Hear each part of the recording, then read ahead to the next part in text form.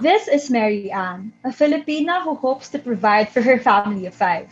In 2010, she flew to Hong Kong to pursue a domestic helper job that pays six times the salary compared to the Philippines.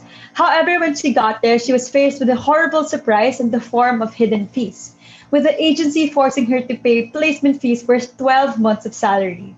She could not defend herself with no knowledge of the language nor her rights in Hong Kong. To pay off this debt, she had to borrow big loans from banks with steep interest rates. This was 10 years ago, and today she still pays off the debt she never should have had in the first place. Mary Ann is only one out of 400,000 domestic helpers who are trapped in an abusive cycle.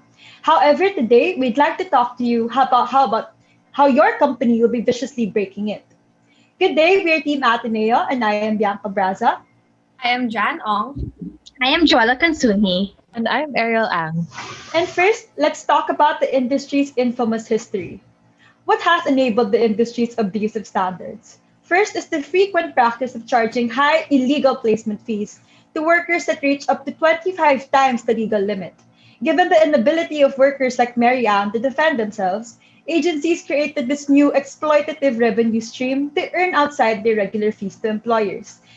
This puts the worker into debt bondage where they're forced to either work for months without pay or loan from banks to pay off these steep fees. Second would be the failed contracts model. Given the more terminated contracts, the more new workers they can exploit and ask fees from. Lastly, the government has failed in regulating them, with 75% of employers believing that they need to do a far better job. All these undoubtedly led to a cycle of deep-seated abuse that hurts both the employers and the employees. Employees don't work well due to the pressure of debt, which leads to employers not getting the level of help they need. However, the Fair Employment Agency had a strong vision to disrupt this cycle and create positive change for the workers. This purely nonprofit organization was the first to pursue ethical hiring practices, where there were no hidden placement fees charged to employees.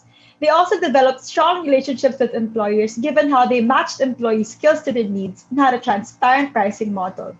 These innovations pushed the company to grow to be one of the largest employment agencies in Hong Kong, helping over 5,000 workers within just 6 years. One key strength that the company cultivated is its ability to leverage technology throughout its end-to-end recruitment.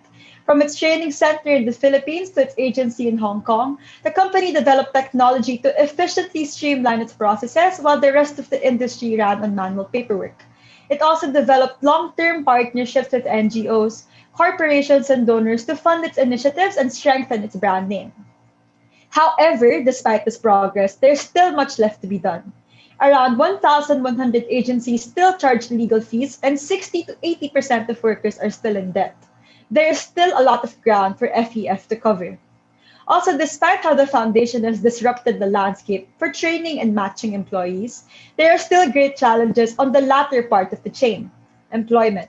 Even worsened by the COVID pandemic, majority of domestic helpers experience a form of abuse from their employers, whether in treatment or in living conditions. Currently, we see that the foundation is not sufficiently involved in this stage and can do much more in ensuring that its employees are taken care of in the long run. Despite this abuse, why do these employees stay? Let's look at their profile. These helpers are usually the breadwinners of their families and have no alternative means of earning or survival. They also cannot protect themselves against the discrimination from their employers and often feel alone. Recently, they've even been having difficulties in going home due to COVID, trapping them in their abusers' homes.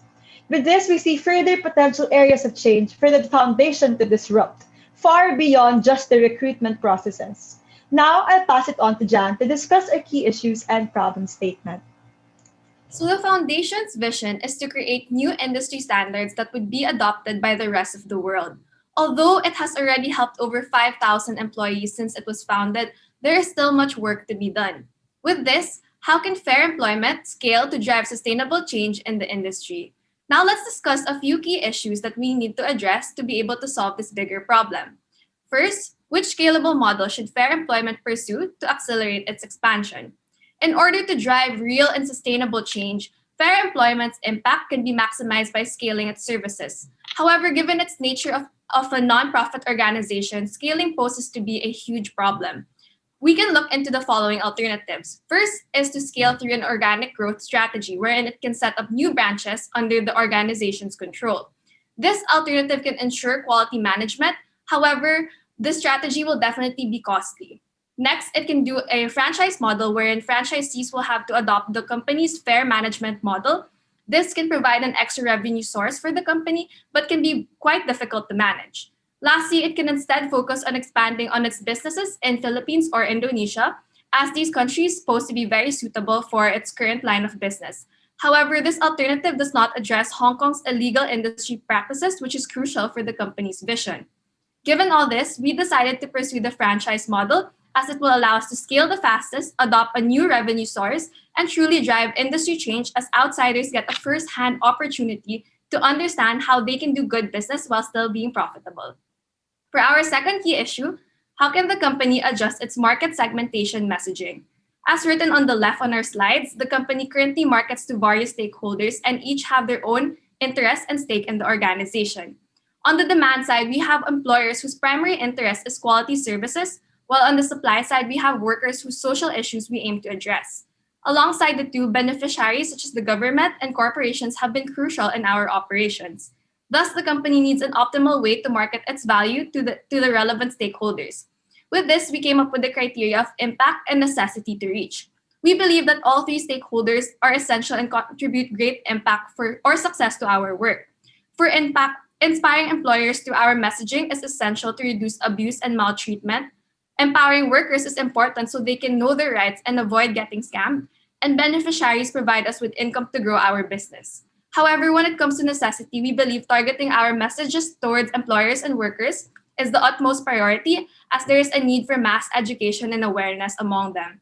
But for beneficiaries, we believe that the best nonprofit organizations are those that focus their efforts on their costs rather than those who provide the money or funds because we believe it is necessary to focus on them when it comes to messaging, as marketing and funds will eventually follow great causes. Lastly, for our last key issue, we want to know how the company can grow its revenues to fuel its growth.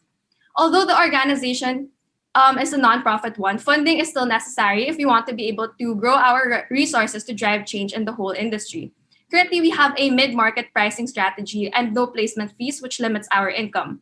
However, a survey conducted showed that 70% of our current client base is actually willing to pay a premium to ensure the workers' welfare. Because of this, we can explore other opportunities of higher pricing strategies.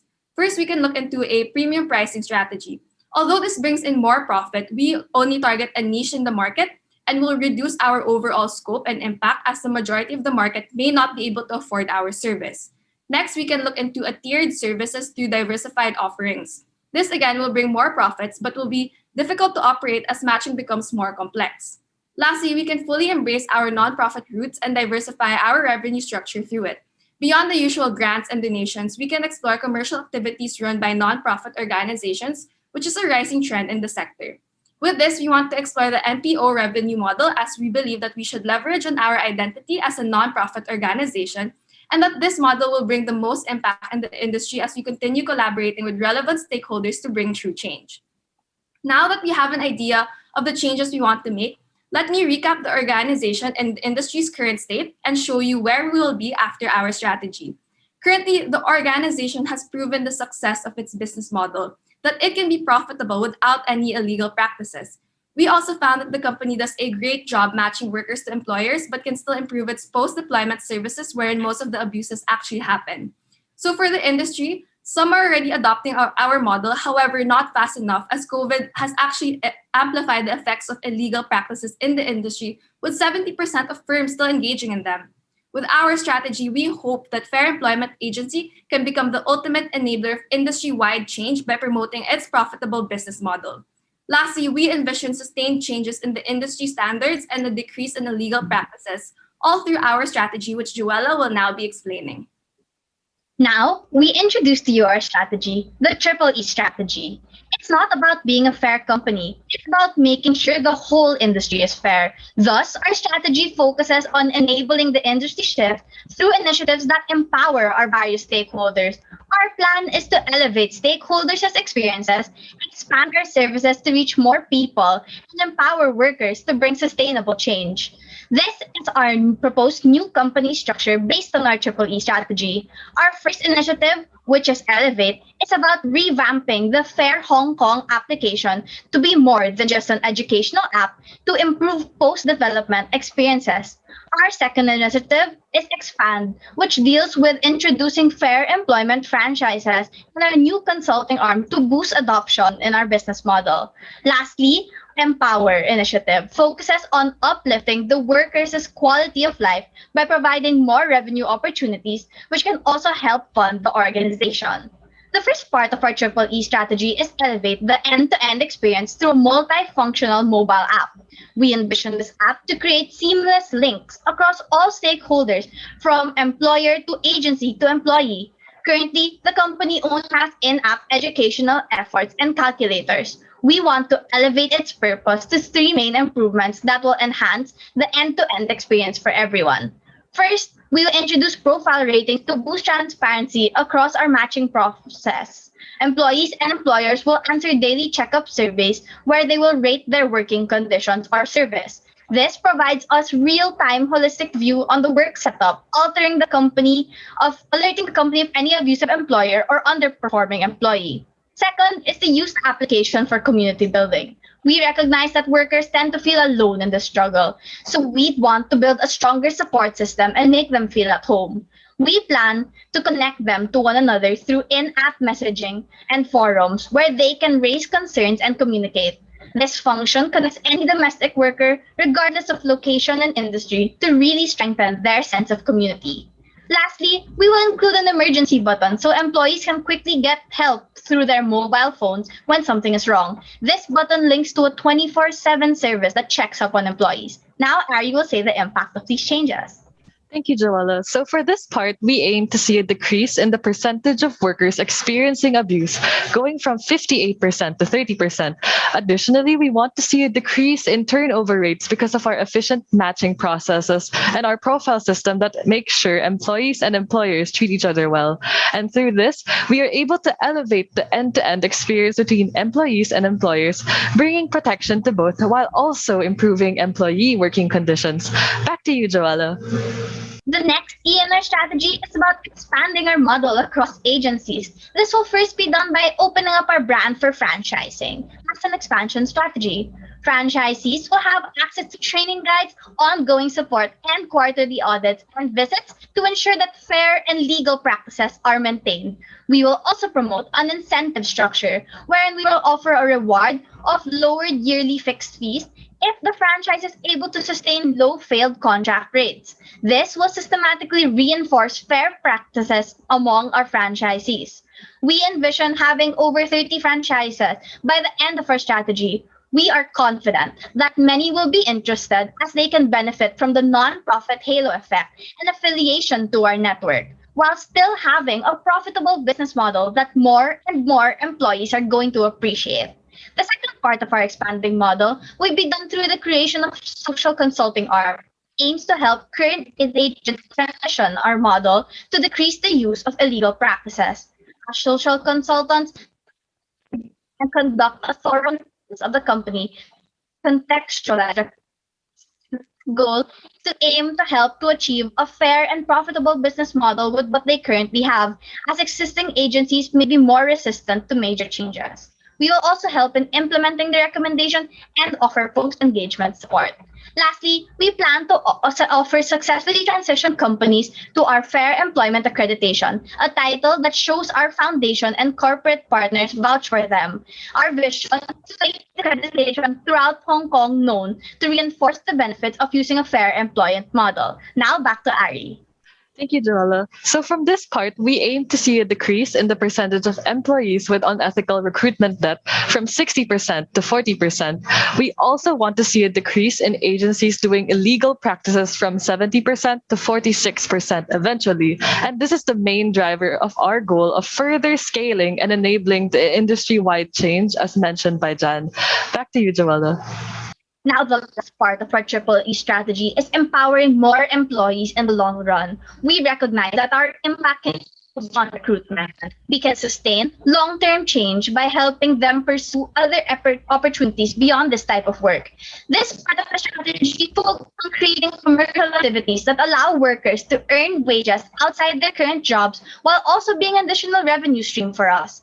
A sample business we propose launching is our own food brand for a cause within a cloud kitchen, which is a shared kitchen among different brands that is pure delivery. We believe that this model is sustainable because of our shared overhead costs and high demand, which will be sustained post-COVID.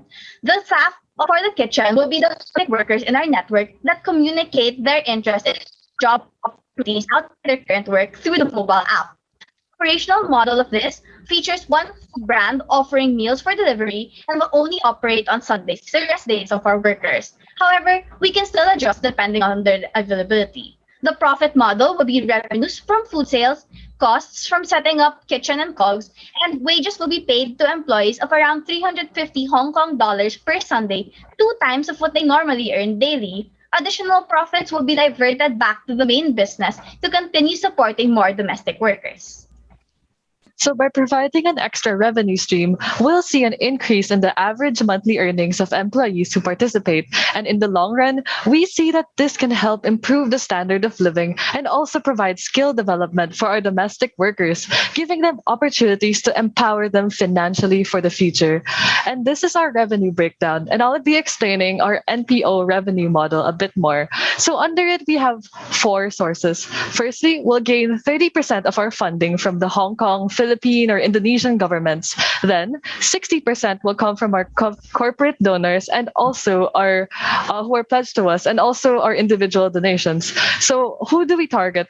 Our study found that 70% of employers are willing to pay a premium for no placement fee debt. So we'll be focusing on them for individual donations. And last but not the least, we plan to earn 10% of our revenues through the commercial activities like cloud kitchens. And from our financial cost benefit analysis, we see that these new investments will entail a net incremental loss initially of $677,500. But this does not include the company's present revenue streams or the potential funds that it can raise.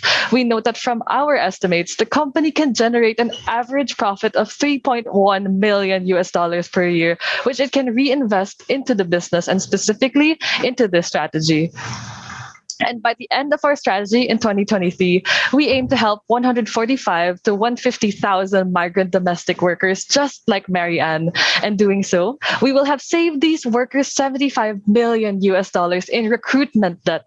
Additionally, through franchises and consulting with other agencies as well, we will have significantly scaled our fair employment strategy in Hong Kong, leading to the percentage of agencies engaged in illegal behavior decreasing from 70% to a range of 46 to 55%. Back to you, Joella. Now, we acknowledge that our strategy comes with risks, with the main risk being industry risk. Industry risk, in this case, is that initiatives might be unable to decrease the illegal and abusive practices to these employees. This will be mitigated by coordinating more with the employees themselves through our multiple new touch points and enhancing our systematic changes that incentivize and reinforces fair practices. From our balanced scorecard, we'll see improvements across the organization, starting from a wide range of partners disrupting the industry and all the way up to increased funding. This Triple E strategy is nothing without our stakeholders. Now, the domestic employees will be empowered by receiving physical, emotional, and economical support. The franchisees, main agency, and consulting client agencies will become more efficient and productive and effective for domestic workers all over. And lastly, the partners we are very grateful for will be ensured that their social funds will impact more people all over. With this strategy, domestic workers like Mary Ann can ensure transparency and protection across the entire domestic work chain, with no unfair practices to trap them in an abusive cycle. They also feel a stronger sense of community through our app and get to bond during shifts at the cloud kitchen that we will create. They feel optimistic about the brighter future. This is the change that your company will bring. Thank you, and we are now ready for your questions. Thank you for your presentation.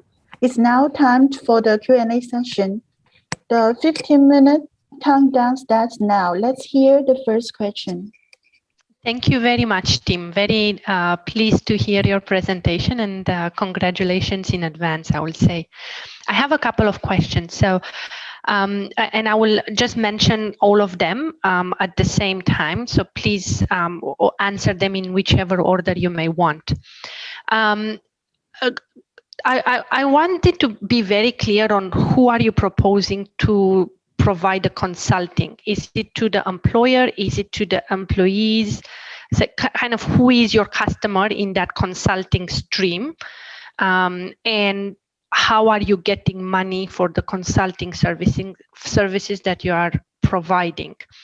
The second question is, how would you ensure, since you have the franchise model, the same standard and quality management for your franchisee to bring on your mission further? And the third question is, you have mentioned that you want actually for them to work more to gain more money. Have you thought of lobbying actually the Hong Kong government to raise the minimum wage instead of asking the same people to work more? So those are my three questions. Over to you. Okay, thank you very much for your questions. So for the first question, to clarify how the consulting stream will work, so they will consult with other agencies so that these agencies can adopt a similar business model with theirs. So it won't really be the employees nor the employers, but other agencies across the world can provide them with consulting. My teammate will discuss now how we will get the money. Yes, thank you for the question. So what we plan for the consultations is to charge around $110 per session. And this is also assuming that clients will go 2 times a year. So in terms of how we will get the money, it will be charged on a per session basis. Okay, thank you. So for the next question about the quality management for our franchisees, we do note that in most franchise setups, there's an annual quality check or audit that the main company does to their franchisees. However, we wanted to strengthen this by doing it quarterly if feasible, because our main priority is really making sure that they are able to adopt fair practices. We also want to provide them with post-engagement services, so we can offer our training and support, so such as fielding our own staff that they can incorporate into their companies or in their model first, so that they're able to learn best practices from us. And lastly, to answer your question on why we chose to provide more job opportunities instead of providing minimum wage, first, we'd like to acknowledge that we do support the cause of NGOs like the Hong Kong Federation of Asian Domestic Worker Unions to push the government to raise the wages. However, we operate on an insight that a lot of domestic workers really want to do work outside their job. This is so they can gain other skill sets and skills that they can transfer to further work opportunities in the future. And this cloud kitchen model is very sustainable and will help them grow and cultivate the skill set that they want. Thank you so much for your questions. Thank you. Just so that you are aware, the Hong Kong government doesn't currently allow work outside of the household.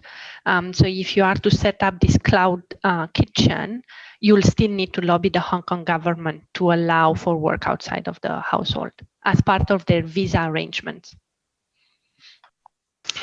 Thanks, Rakula, and just back up, echo some points you just raised, and then have some further questions to the group. Number one is back to the Hong Kong legislation. I also see that your long-term plan is trying to having a number of options, that is this organization and as well as the domestic helper may go, that including working part-time, that including, having if you go back to that long-term slides, can be part-time, can be paid on wages. So there will be a lot of lobbying as at this stage based on the current legislation and regulation for Hong Kong government actually to change the rules in order to allow that. So in your financial projections, what will be the cost consideration you have put to firstly on those government lobbying, and then second, which is also back to the point raised earlier, when you recruit those franchises, do you need to do due diligence? How do you make sure that only the good ones will be participating in your program, while you're eliminating the bad ones who are not doing the right thing at this moment? This is my first question. Then the second is, what's your view and what's your plan to incentive those current agents to participate in your program? I guess after all, the business out there are running their business for money. How do you see that? How do you balance? How do you convince them to believe that this is the model they should participate, because all the opportunities are mutually exclusive? Thank you. Thank you. So for your first question regarding where exactly we placed the cost associated with lobbying, for this part in our cost benefit, we included it in our manpower costs, because it would entail hiring lobbyists also for the regulations. For the second question, I think it's about the franchisees and the due diligence. So yes, we do want to make sure that our franchisees come from a good background. So we do want to make sure that we are requiring a lot of legal paperwork and to really check their backgrounds, intentions, and their capabilities, because our main priority is not the profits, but it's really to be able to adopt our transparent business model. And we believe that really has to do a lot more with character. So a lot of work has to come from really looking into our potential clients. And lastly, for the benefits of them, the agencies like getting our consulting services, we do believe that this model is really the future of the industry, and we really have to sell that to them. A lot of employers now, they're actually willing to pay a lot more just knowing that the employees' welfare is better. And we can also offer them other benefits with partnering with nonprofit organizations. So these are such as like the halo effect. Usually the companies who partner with us, they are seen a lot better compared to companies with no partnerships with nonprofit organizations. And they will also have access to our huge network of other organizations.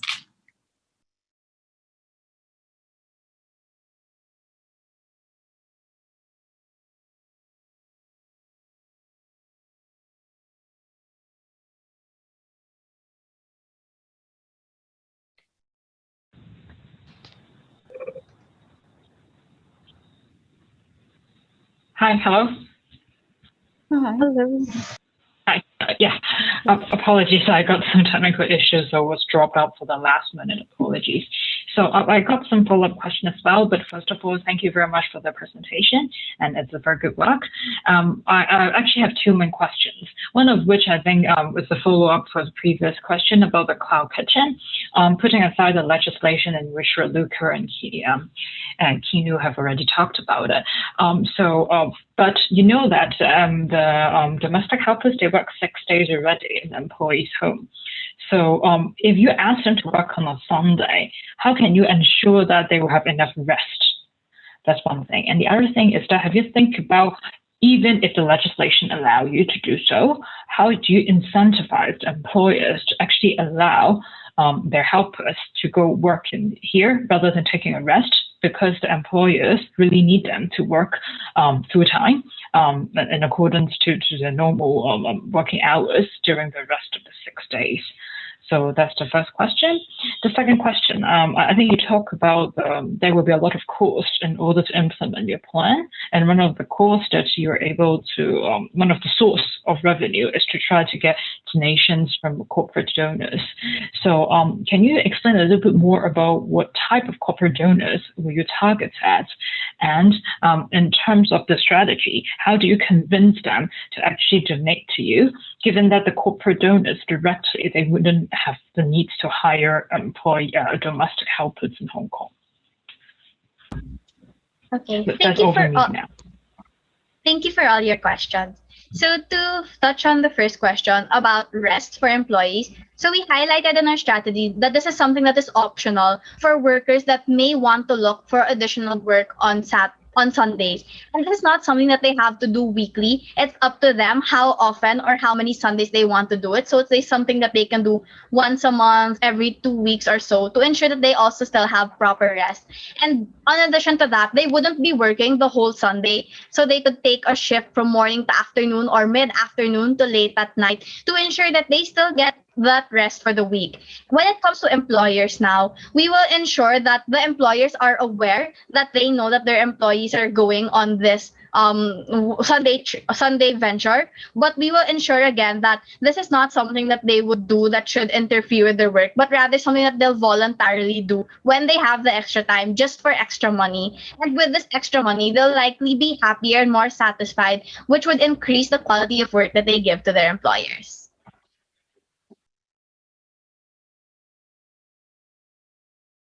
As for donors, we believe that we want to target corporate donors, as mentioned, and we're actually looking into the donors who specifically pledge with us in our Fair Hiring Pledge. So these are usually really big companies such as Shangri-La or Reuters. So these are some of them, and we believe that with their initial pledge, we already have their support, and it would be easier to market to them donating to our cause.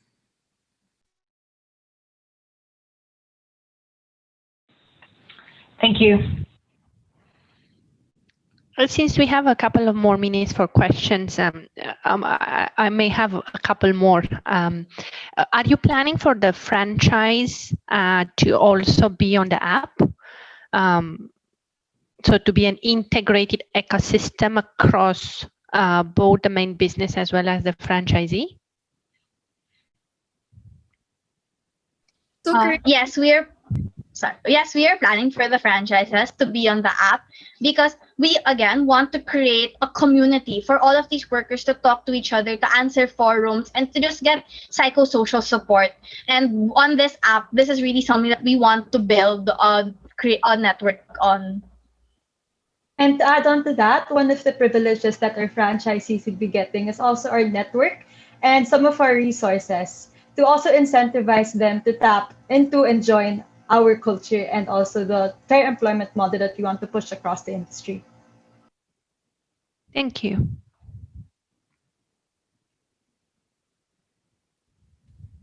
Okay, we still have time for one more Yeah, question. so Please go ahead. maybe let me ask another question. Just stay on this slides. Your current ambition is to grow from 5 to 30 in 2 years' time. That's 6 times. What are the risks for you to see to achieve this goal?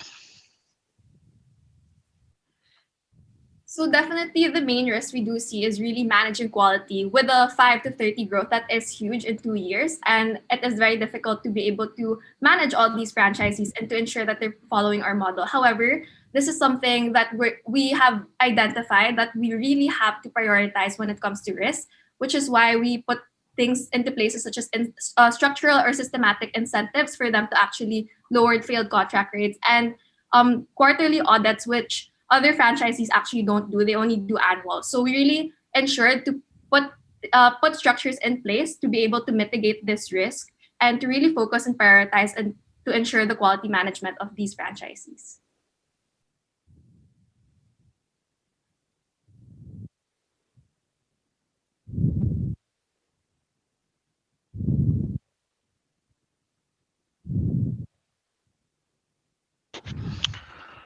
Thank you.